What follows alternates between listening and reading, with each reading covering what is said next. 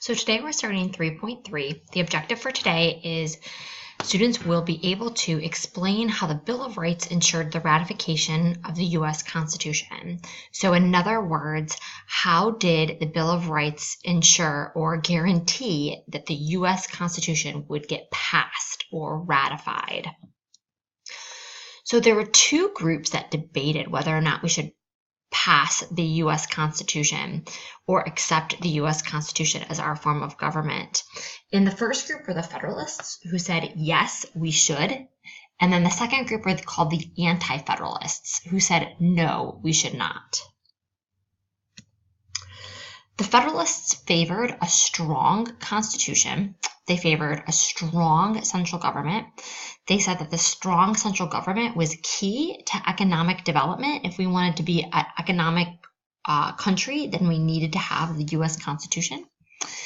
They also said that by having the U.S. Constitution, it would allow for government-sponsored public improvements. So think about things that the government pays for now, things like public education, roads, parks, police and fire, military. The Federalists said that if we wanted to have these things, we needed to have a strong central government because that's how we would pay for it. Some famous Federalists are listed down below. Alexander Hamilton, James Madison, and John Jay. You may want to write down those three last names. Those are important names to know. Those are important people for the passing of the U.S. Constitution. Hamilton and Madison also worked together to write a series of essays called the Federalist Papers that they would publish in the newspapers to try to persuade Americans to favor the U.S. Constitution. In addition, we have the Anti-Federalists. Some famous Anti-Federalists are George Mason, Patrick Henry, and Samuel Adams. The Anti-Federalists opposed a strong central government, so they were against it. They were fearful that a strong central government would be a monarchy and lead us right into the same problems we were in before. They worried that protection of individual freedoms. They wanted to ensure that people's rights were protected. They were worried about the rights of the people. They saw that our rights were violated under the rule of Great Britain and were worried that that could potentially happen again if our rights were not guaranteed.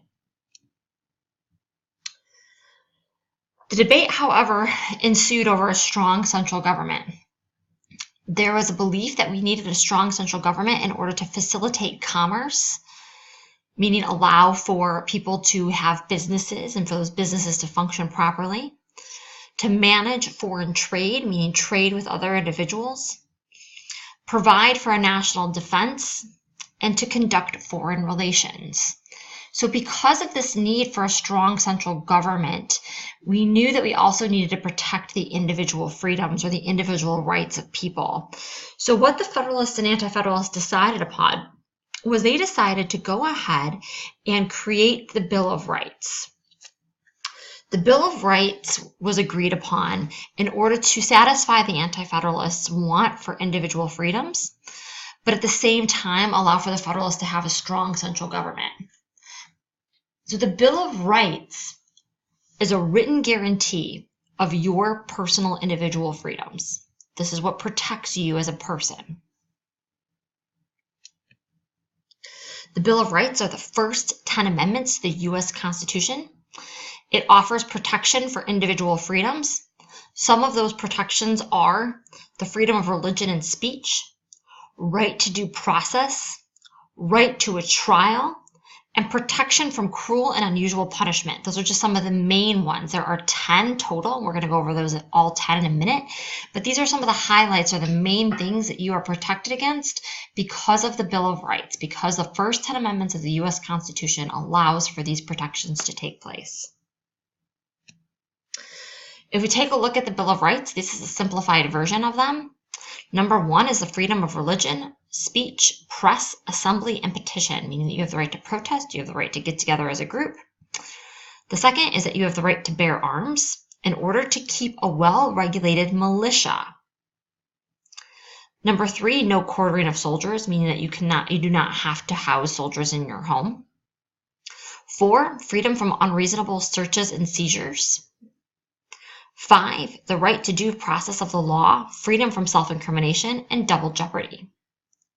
6, the rights of the accused person, e.g. the right to a speedy and public trial. 7, you have the right of a trial by jury in civil cases.